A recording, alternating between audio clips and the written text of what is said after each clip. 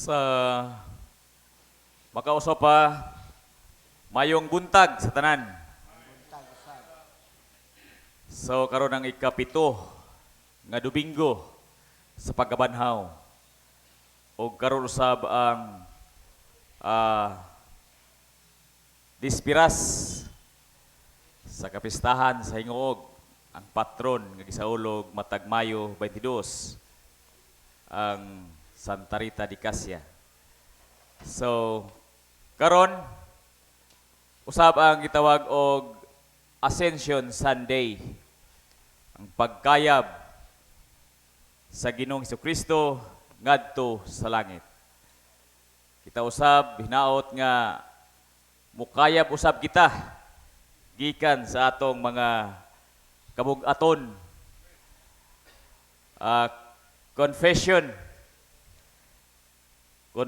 brings position. Bisan tuod og gidatugan, pero ato tay pagtuo nga kita mukayab gikan nining mga kabugaton sa kinabuhi. So, balik sa tong tema, ang iyang pagkabanhaw magtultol kanato sa pagbayaw o paghimaya kaniya. So, this theme reminds us today, as it is the Ascension Sunday, that our lives exalts and glorify Him. So, bisan tuod natay mga problema, pero kini mga problema dili ni makapugong diha sa paghimaya nato sa Ginoo. Kay bisan naatay problema, na may gibilin si Ginoong Kristo nga mao ang atong manalaban aron taliwala sa mga kalisdanan, makabaton gihapon kita og kalipay nga maoy makapahimaya ngadto kaniya. As we all know, the church teaches us to live a life that is pleasing to God. So, kanunay ang simbahan nagtudlo kanato sa pagkinabuhi nga makapahimuot sa Ginoo. So muna ang atong kinabuhi gyud ang paghatag og kahimayaan sa Ginoo. Ang paghatag og kiniang joy sa Ginoo pinaagi diha sa atong pagkinabuhi sa matag adlaw. Kay lisod sad kaayo nga katawhan sa Ginoo nagpakaulaw sa Ginoo. So dili na ta mahimong mga loyal sa Ginoo kung muna atong buhaton. So dapat lang nga as a children of God kita maguna sa pagdala og paghatag og kahimayaan sa ngalan. We always remember that we are the children of God. Sumugin natong kanunay dumdumon nga sa matag desisyon nato, sa matag buhat nga atong buhaton, atong hunahunahon sa makadaghan kung kini makapahimuot ba sa Ginoo o makapasubo ba sa Ginoo. As our lives journey from glory to glory, we meet many challenges, trials, and situation. So dili na ta makurat ni ini kay nanamagin nakatatak na nidaan sa mga Kristohanon nga mga panakot sa kinabuhi, kaniyang mga sitwasyon nga dili nato gusto, sitwasyon nga atong gilikayan nga mahitabo sa atong kinabuhi. Apan sometimes i-allow sa Ginoo ning mga butanga tungod kay para matistingan kung unsa gid ta ka ligon, strong diha sa atong paghupot sa pagtuo sa Ginoo. That it makes us to be strong enough to combat from these difficulties in life. So, sa matag higayon, sa atong kinabuhi, anagyoy mga testing. Isang gani, labi na sa mga estudyante, naginay kanunay evaluation. So, evaluate kung nakasabot ba. Kita po, i-evaluate kung nitubo ba. So, muna ang sign sa progreso o progressive Christian nga we are keep on growing we are keep on learning para kita mahimong hingko diha sa kabubuton sa Dios. Some of our brothers and sisters failed in this area because Christian life is not at all times happy. So, aduna tay mga gatherings nga where ma-feel nato ang joy sa atong pakigdait sa usag-usa. So, pero dili po tanan nga naay ingon niya na. Labi na kung i-allow ang mga butang nga dili nato gusto. There are times that we need to be strong. Dili lang pirmi happy, but kinahanglan usab nga kinahanglan ta mahimong lig-on, strong. Yung sabi ng strong. So, daghan maning strong. Daghan klase ning strong. Strong, ang nilimayo ning gahig ulo. Strong kayong ulo. Yung bisan unsa og tudlo, dili gyud mo kan, muuurang yung ura. Munang strong nga dili maayo sa usa ka Kristohanon. Strong kaayo ta sa pag-argue sa mga pagtulunan nga supak sa atong gituuhan. Kay usahay bisan Kristohanon ta natay magitawag og prinsipyo.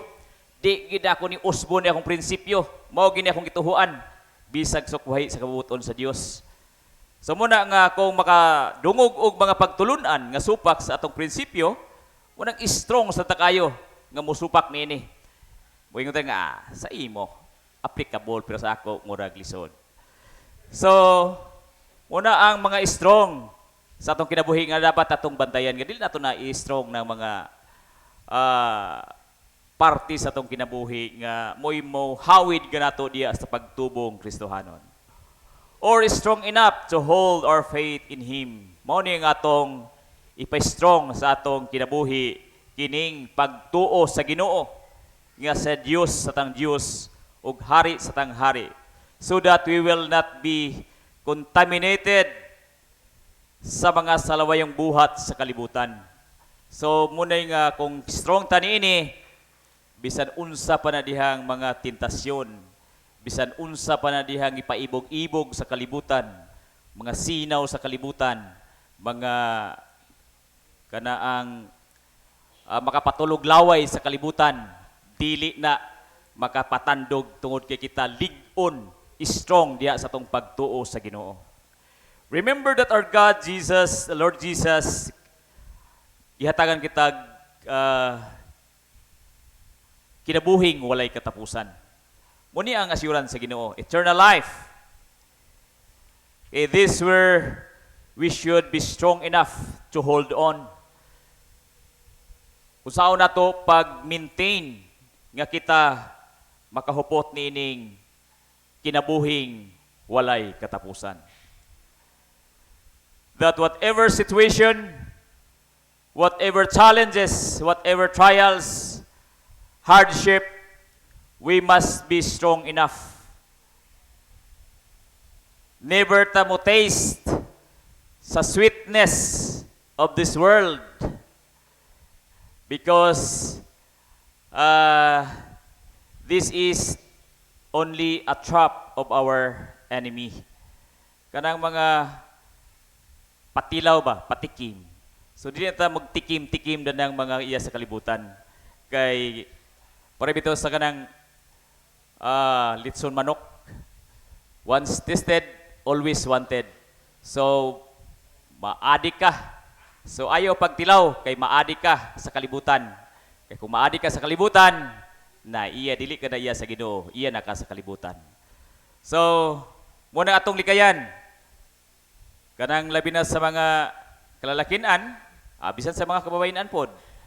So, na mga pananawon nga murag nindot kaayo tanawon, apan big no-no. Wang kita diha, wiper kita diha, wiper ta kanunay kay always remember nga iya ta sa Ginoo, dili ta iya sa kalibutan. Tungod kay kung ato ning himuon, hinay-hinay ta muariya diha sa pundok sa Ginoo. Kay mangita naman ta. Kay wala man na dito sa kuan, wala man na diya sa atong pundok. So ato nang pangitaon. So magsinahina po tag sibat-sibat na dahil matag Domingo, matag gathering. So hangtod nga naanad na gyud na mubuhag na dayon diha sa simbahan. So nga na ang pamaagi sa atong kontra, panad-anad ba, patilaw-tilaw.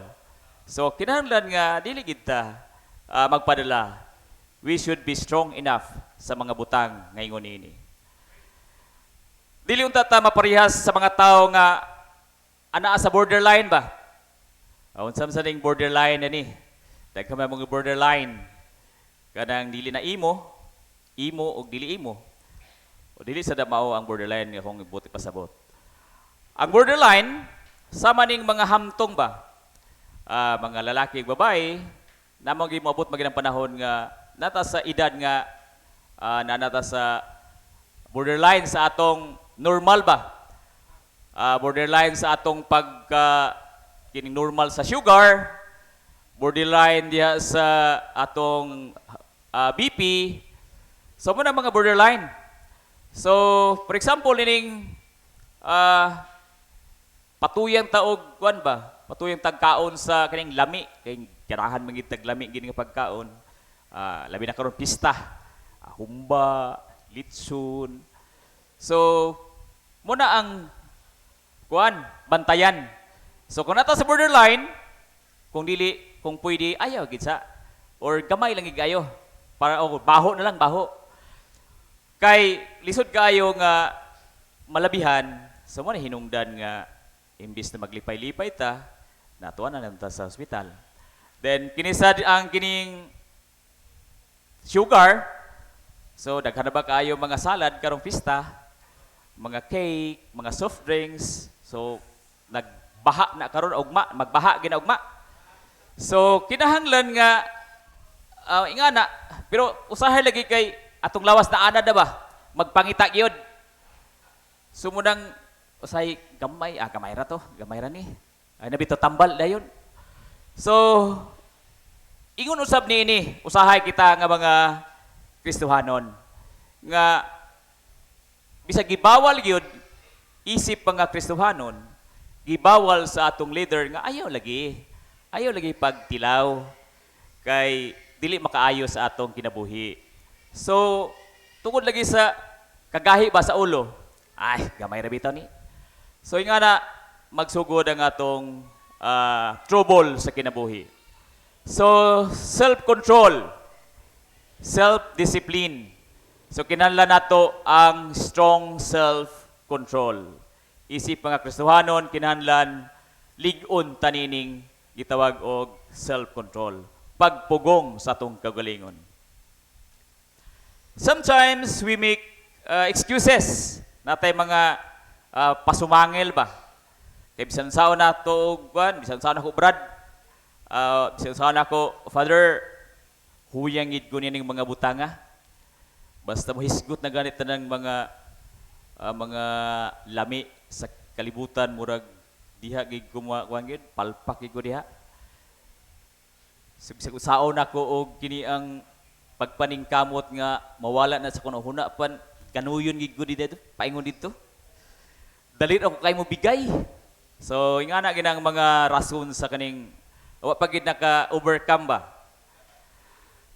Malimot entas sa atong kaugalingon. Mura ta og kini ang naglutaw-lutaw sa hangin ba nga wa ta kahibalo kung unsa natong gibuhat. So ingana ang mga excuses. Yes, we have limitations or weaknesses. But Jesus said in John 17, verse 9, katong ibasa kanina sa Ebanghelyo, I pray for them. I do not pray for the world, but for those who gave me, for those you gave me, for they belong to you. So, ayo pagsalig na ng imong weaknesses. Kung dili pag-ampo nga malig-on ka. Ampo nga kining tinuod nga pag-ampo gid ba nga di na lang kay kada bitong pag-ampo nga basta lang kay ganahan pa ka. So mo nang mga pag-ampo nga mura og take for granted So kay ang Ginoo, bisang Ginoo nagampo alang kanato nga kita mahimong ngalig-on kay gihatag kita samahan ngadto kaniya. So siya naluoy kanato nga kita kinahanglan magbadaugon sa atong kinabuhi. Dingon siya nga, all I have is yours and all you have is mine. So gi-precious kita sa Ginoo. So kinahanglan nga kita usab sama kaniya magmadaugon sa kalibutan. Jesus cares for us. Jesus pray for us that we will be strengthened. Magmalig-on kita og dili kita mahimong ulipon sa atong kontra. Sa mo gina ang kanunay nga tudlo sa atong sa iglesia nga kinahanglan magmadaugon ta. Kay wise kayo ang atong kontra. Wise kayo.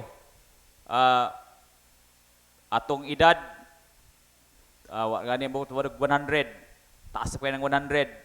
Pero ang atong kontra, nanana sa paghimo pa sa kalibutan. So, kung naay pinakamatan, so matan pa na sa mga matan. So, sa gingon diya sa Ephesians 4 verse 27, don't give the devil a chance. Dili na to tagaan og kini ang higayon ngang yawa makapamuhat sa atong kinabuhi. So di ta kinahanglan maghatag og gamay nga opening nga makasulod ang yawa sa atong kinabuhi. Because our enemy maayo kayo pamupabos sa atong pride. So kini kong pride usahay mo gini ang usa nga mo'y tirahan sa atong kontra. Nga iyaging ipan ba? Iyang ipalig-on, ipa-strong niya, hinay-hinay nga dili nato mabantayan. Nga mo ang root cause nganong mahimot o magpakasala ang tao kining pride. Again, be strong enough to hold on or guard our emotion and mind sa atong pagbati o sa atong hunahuna so that we will not be deceived sa atong kontra. Dili ta malimbungan. Kinahanglan taas ta og discernment sa mga butang nga iya sa Ginoo o dili iya sa Ginoo. Bisan sa gagmay nga mga detalye sa mga butang sa kalibutan, kinahanglan atong ma-discern kung asa na paingon nga mga butang. Kung paingon ba na sa kinabuhi o paingon ba na sa kamatayon. Gamay nga bikil diha sa atong relasyon sa atong isigataw develops a small barrier sa atong pagsimba. Kini atong bantayan. Ginagmay nga misunderstanding. Ginagmay nga mga pagbingkil-bingkil. Ginagmay nga kini ang hinungdan. Baka distract na sa atong pag-anhi sa simbahan. Kung ato kining pasagdan tungod sa atong pride na mudako ni o muguba sa mayong relasyon. Ug duha lang ang pwedeng mahitabo, ang usa mawala ug ang usa magpabilin. So dili unta kita angay nga mahitabo ni sa ato diri isip usa ka igsuon diha ni Kristo. So nagidunta ang kini ang pagpaubos, pagpasaylo, bunang beware sa atong mga pagbati usahay kay bunang gamiton sa yawa para makahinay-hinay silang sulod sa atong tagsa-tagsa ka mga singkasing. Mao nga gipahinumduman kita diha katong before dadtong verse sa episode 27, episode 4:27. Diya sa 26 nga kung masuko kamo man ni, apil ko na ni, kung masuko kita, bantay nga dili kita makasala og ayaw palungtara ang inyong kasuko sa tibok adlaw.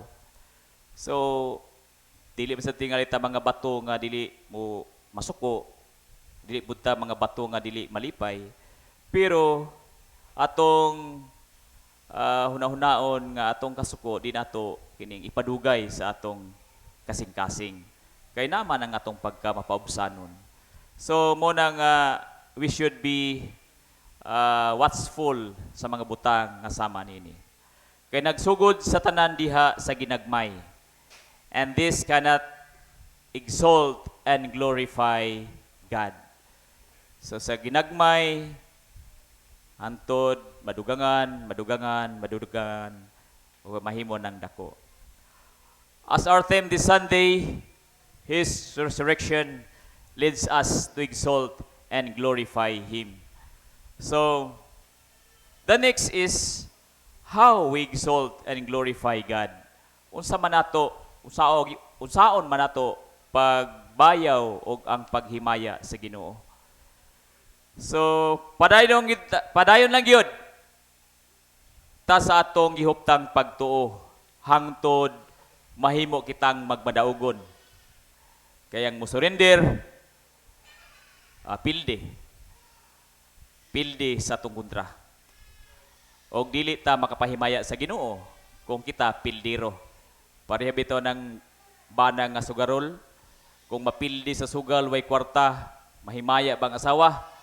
Wala, kulating pang asawa kung way swerte. So, mugyapon niya siya sa atong pagkinabuhi. Nga kung kita pildiro, dili mahimaya ang Ginoo tungod kay mga talawan ta. Mapildi man ang Kristohanon kay talawan nitalikod sa iyang kontra. So, always bangon ang atong kontra para kita magmadaugon tungod kay gihatag sa Dios ang atong manalaban. Mao ni ang nakaayo sa pagbiya ni Ginoong Kristo. Kay sa pagbiya niya aduna siya ay manalaban nga gibilin kanato nga maoy mo defense sa ato diha sa kalisdanan nga mao ang Espiritu Santo. The question is how to win. Unsaon man pagdaog sa atong kontra. Nato sa atong kontra, ngadto sa atong kontra. So, we should always remember humana gibuntog ni Kristo ang atong kontra. So kita nausab ang mubuntog kaniya. But how? So God teaches us how to win. So sa gibalik ni Bishop, gi-share natong Miyerkules sa Ephesians 6 verse, magsugod sa verse 11. So unsaon man pagdaog, batok niining, dili man kay imong isig katawo nahimo nimong nakabikil mo, muna na imong kontra. Dili na, kay nagingon diri nga, we will put on the armor that God gives you so that you will be able to stand against the devil's evil tricks. For we are fighting against, not fighting against human being, but against the wicked spiritual forces in the heavenly world, the rulers, the authorities, and cosmic power of the dark age. So, cosmic power, kining evil power nini nga panahon. So unsa man ang mga armor? So ato lang balikan gamay ang mga armor para atong ma-refresh. Kung unsa ning mga armor nga dapat atong isulob para kita mahimong magmalahotayon o sa atong paglahutay mahimo kitang magmadaugon. So belt, atong isulob ang belt nga mao ang kamatuoran. So dili ta magpalingla sa kalibutan nga mao ni ang uso sa kalibutan. So dili ta magpalinab kung dili mubarog kita sa kamatuoran nga gitudlo kanato sa atong Ginoo. Dayon breastplate. So mao ang righteousness, pagkamatarong. So matawag batang Kristohanon kung dili ta matarong? So ato dang panghingusgan nga kita matarong og atong isulob ang atong pagamatarong kay muna ang atong parangga sa atong lawas nga dili ta madutlan sa atake sa atong kontra. Then shoes, sapatos, sa mga sapatos. That is readiness to announce the good news of peace. So atong sapatos muna ang pagsulti sa maayong balita sa kalinaw. So kitang tanan kinahanglan adunay katakos sa pagsulti sa maayong balita kay muna one of the armor nga kinahanglan natong isulob. Then shield nga mao ang atong pagtuo. For with it you will be able to put out all the burning arrows. So nagsiga nga mga pana nga itarget ka nato sa atong kontra, mapalong ka na pinagi sa atong pagtuo. Nga walay makaharm bisan unsa nga mga tira nga mga pana sa panglimbong, dili ka na makapenetrate sa atong kinabuhi. Then helmet, isulob ang helmet. Unsa man ang helmet, muna ang atong kaluwasan, salvation. So atong puy-an nga kita mga linuwas, dili na ta magpuyo pa diha sa questionable nga kinabuhi, kun dili linuwas. Period.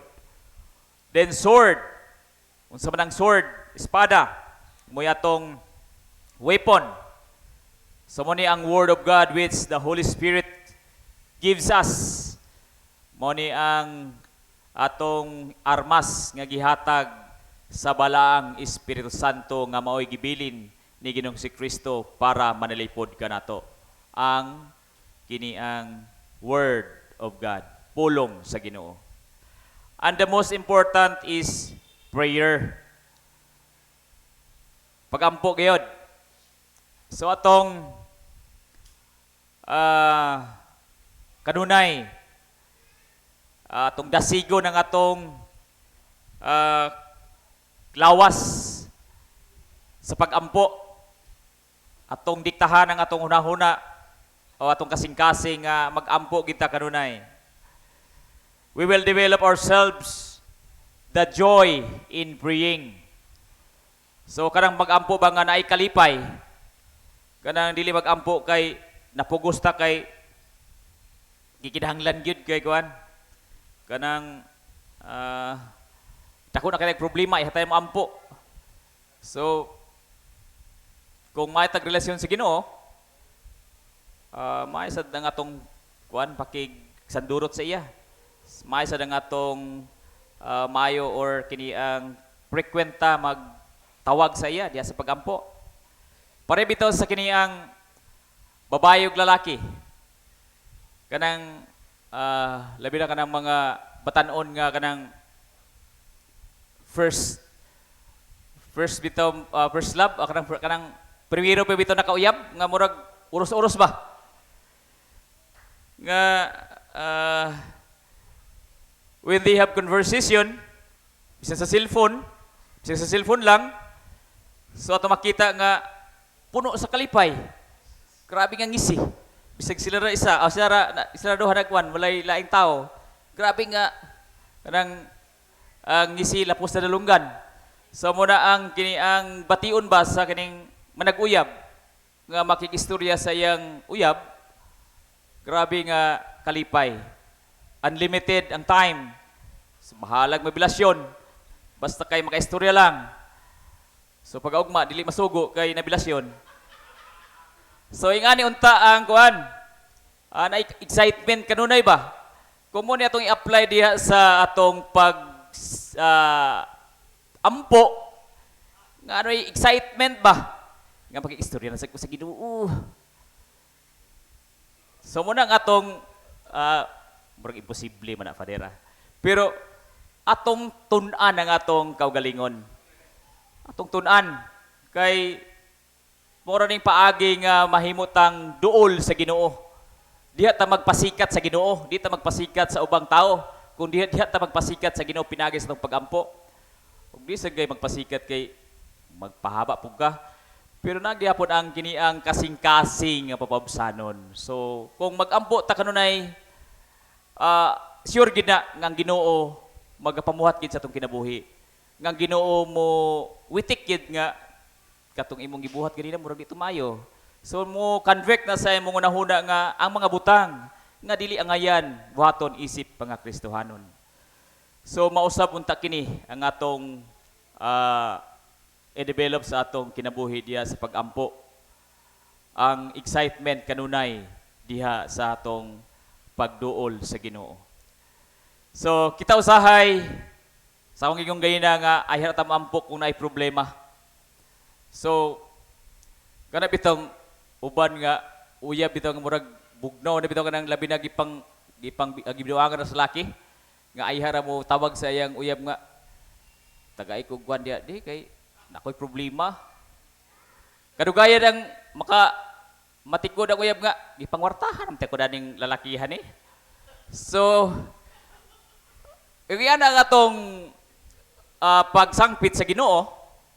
So makaingon ang Ginoo nga ay hara man nimo duol nga ako naay problema. Kada ampo problema wa man gipagpasalamat, problema man lagid kanunay. Pareha sa kaniyang istorya ba sa mga asawa nga nag-abroad ilang bana din hiway trabaho o nagtrabaho pala hubog. Ang istorya sa mga asawa mabalaka na sila basta hapit ng katapusan sa bulan kay mura may tingtawag sa ilang bana. Ang itawag, nagpadala na ka, mang. Nagpadala na ka. Wa kay pagpasalamat. Salamat mga nga. Imo kong ipadalahan kay nakabawid kong tuition sa mga bata. Wa gyud. Ang muna ilang testimony niya pag uli, wa gid intaway improvement ang ilang balay kay ito ra gihubog-hubog. So muna ang usahay nga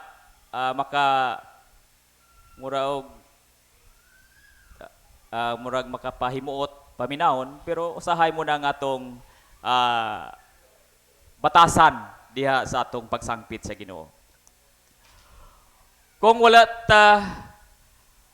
kung dili wala tay problema, dili ta makadumdum og sangpit sa Ginoo. So atong palawman ang atong pakigrelasyon sa Ginoo. Aron mahimo kitang lig-on sa pagtuo ug mahimo kanato nga magmadaugon kita. Kay kung hugot lang yun ang atong pakigrelasyon sa Ginoo, hugot lang yun ang atong kini ang pagsalig sa Ginoo, so ang Ginoo magapamuhat gid kanato. Sama bitaw kanang sa mga bata nga maayo mo duol sa ilang ginikanan, maayo mo lambing silang ginikanan. So bisan og dili sila mangayo, mutakilid gid din tawo ng ginikanan pag kanto pang snack. So mo gyapon na ang kinaiya sa Ginoo, mangiloy-on.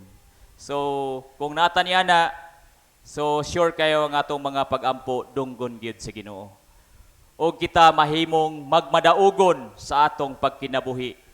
O pinaagi niini atong gibayaw o gihimaya ang Ginoo sa atong kinabuhi.